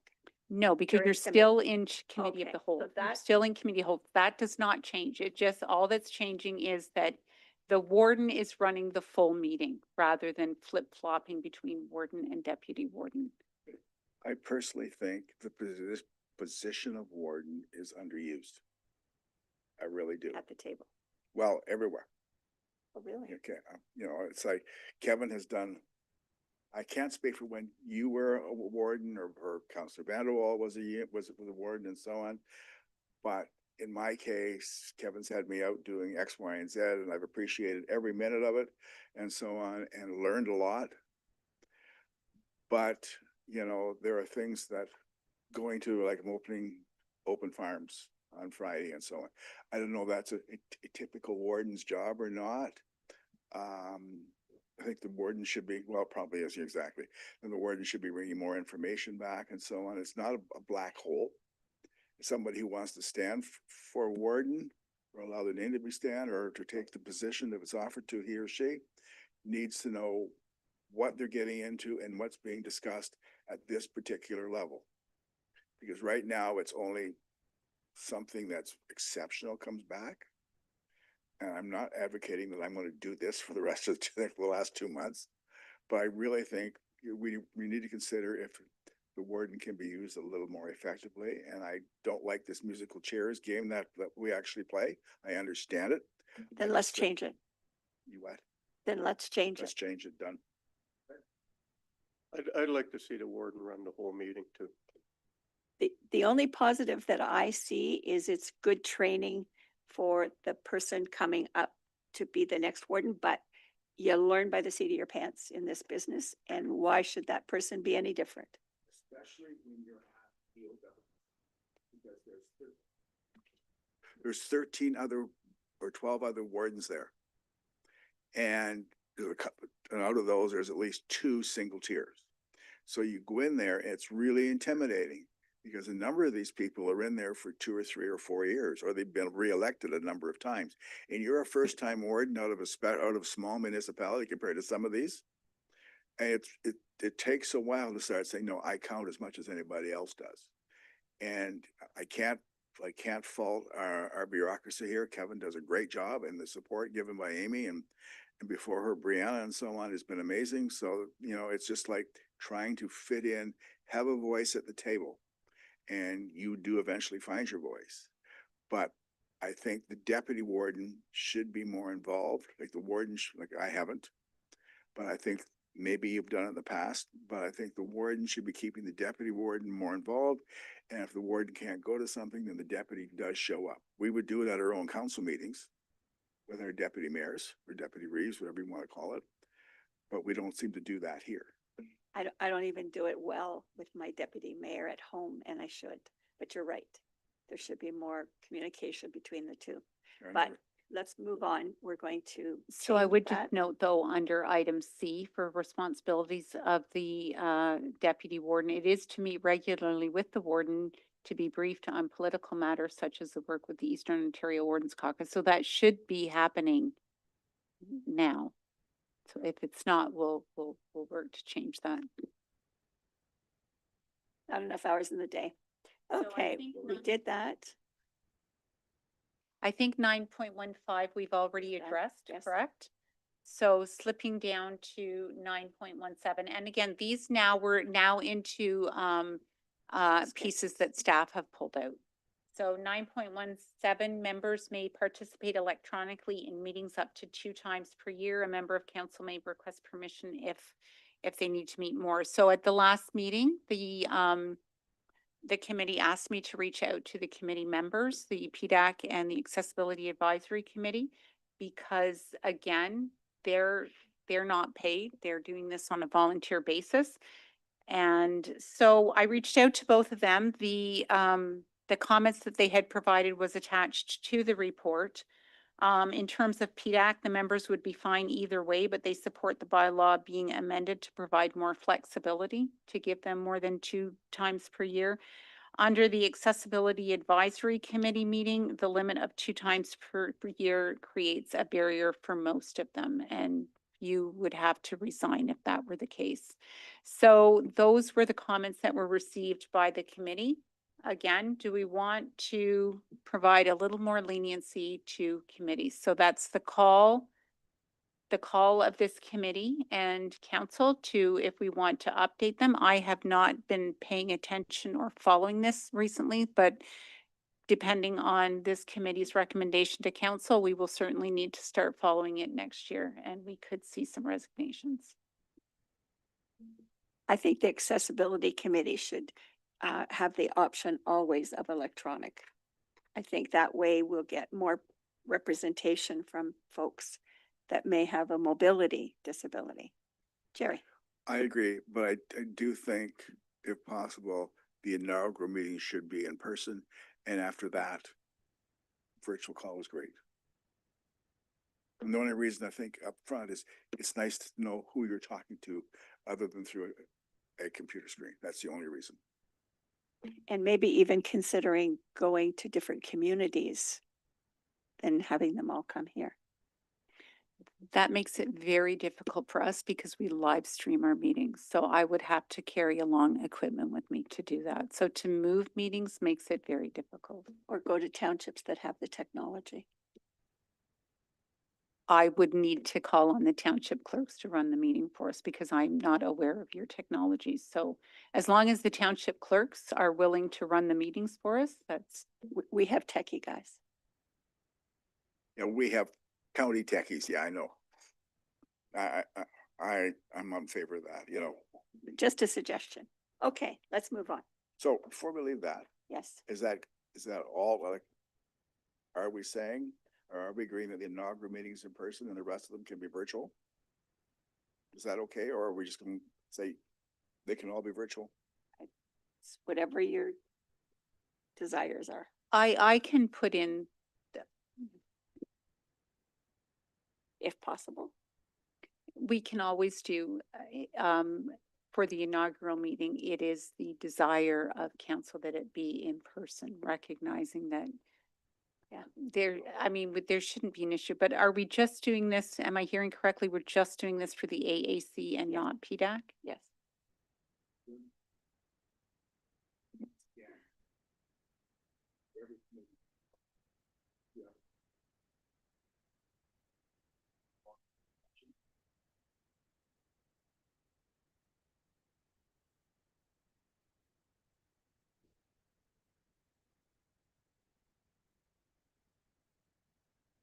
Hitting that hard enough may be a good thing.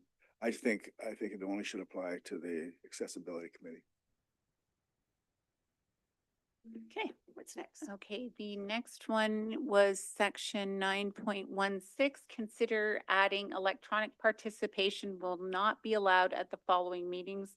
No member shall participate in a meeting through electronic means when the meeting is closed to the public. So again, this speaks to what your respective townships have done.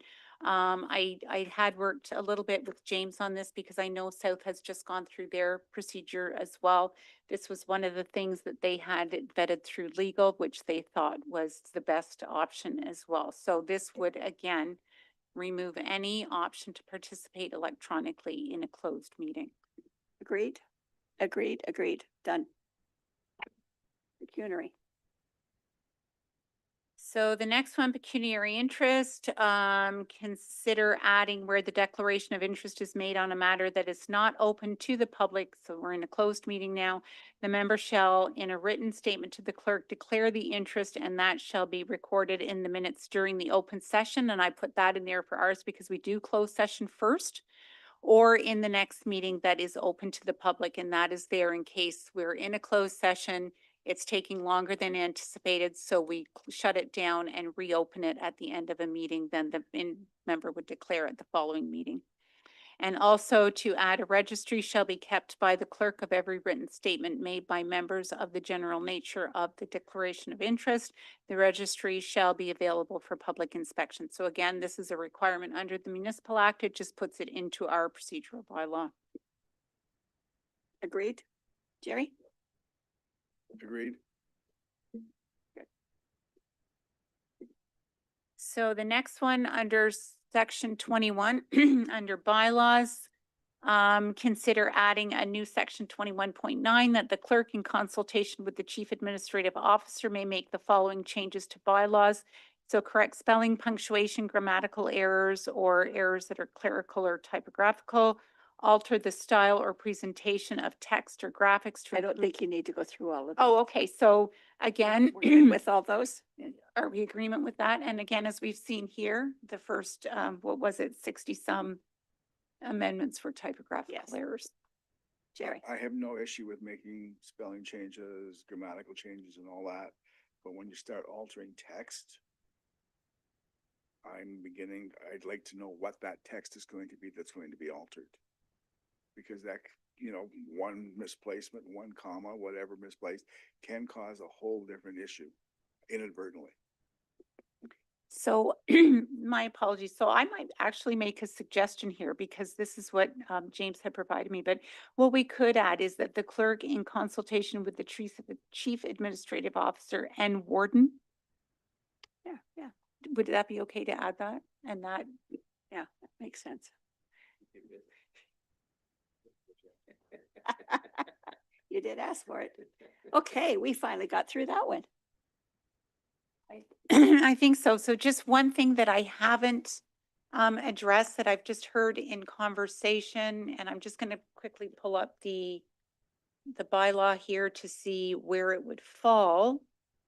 There was some discussion on not allowing electronic devices in a closed meeting. So that would, let me just find what section our closed meeting is at. For all electronic devices and recording devices be turned off because somebody's got a smartwatch. Yeah. And the other part with that though is if you have someone on Zoom who's an expert, say we're talking about a legal issue, we've allowed for that exception that by our choice, we are hiring that individual and they're providing us with advice. So that's okay. But among counselors and any staff that happen to be in the room, because like Amy would be here maybe or whatever, nobody's recording anything. Okay, so section 10 of the procedural bylaw is closed meetings. So it talks about, I've lost it here.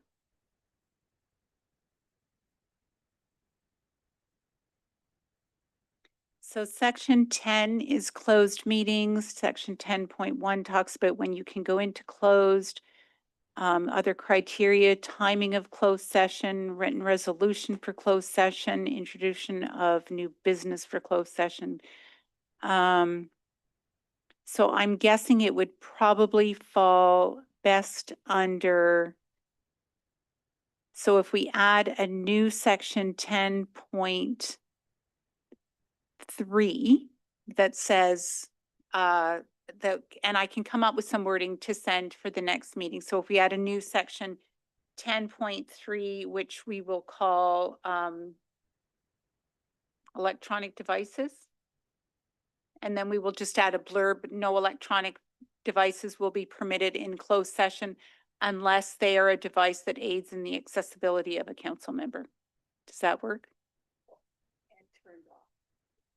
Because you're still gonna take your phone with you We're not gonna leave So it. how do you do that in North? Like what?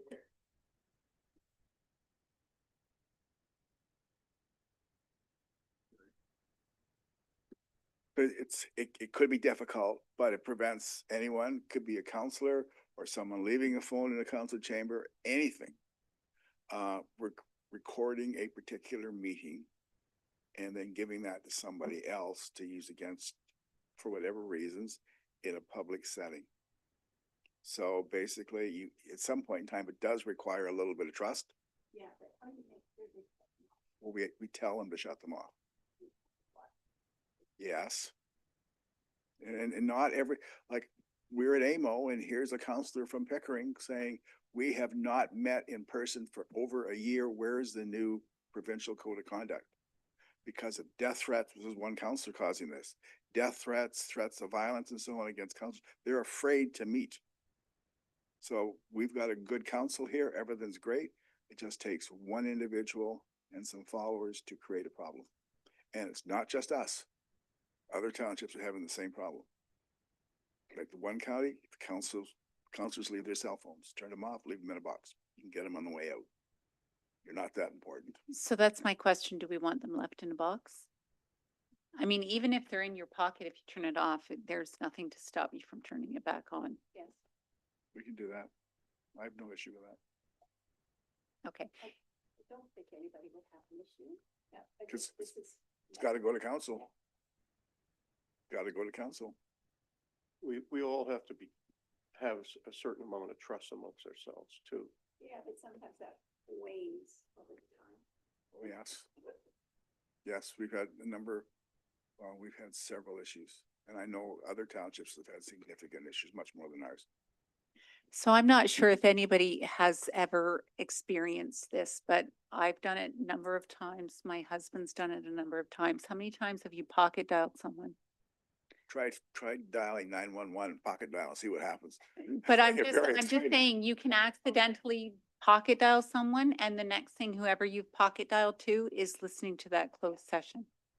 Right. So that's why I'm saying like they should be in a box. It's not a matter of trust. Yeah. Sometimes. Well, and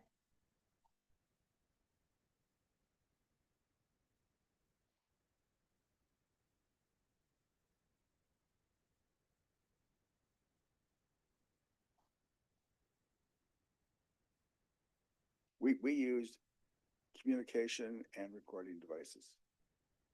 So that covers everything. So someone's wearing a smartwatch, like you, for instance, you're wearing a smartwatch. You know, and at some point in time, you do have to trust the individual. But it's been our experience that sometimes information leaks out. And, you know, maybe inadvertently, but it does leak out and we've had other issues. And I know other townships have had this as well.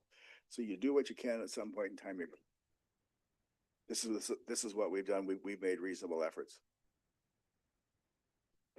Okay, so I'll get some wording for that to bring to the next meeting. I'm Tara would have that if you wanted to see ours. Yeah, I'm going to reach out to the township to see what's in your procedural bylaw. 8 minutes to 12, have an initial discussion on MFIPA.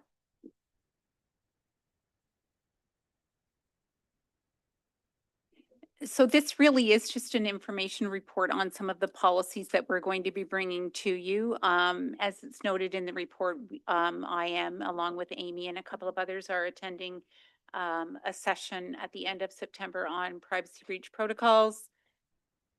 So this really is just for information to give you a heads up of what's coming, but then again, moving on to the next piece, that was our philosophy of could we push the next meeting to November, because this webinar is at the end of September. We're into budgets in October. So I just don't think I would get any policies to you by October. So next meeting date is November something. It was It would be the first Tuesday in November. first Tuesday. Election day in the States, I believe. November the 4th. United States Election Day, November 4th. It's also the first week of hunting. No, Fred is. First Monday's the 3rd. we can push it to December if that's That'd be good. easier for the committee. I'm just, Push it. yeah, because these policies are ones that we're going to be trying to get up to. Push to December 2nd December? is clear. Sounds good. So I'd like to thank Jeanette and whoever else is helping her. This is a lot of work to go through, sift through, check it out and respond and put it into a format and helping us with a discussion where we could actually talk about these issues. Understand it, definitely. Okay, if there's nothing else, we are going to adjourn. And it is 11:54. All those in favor? Carried.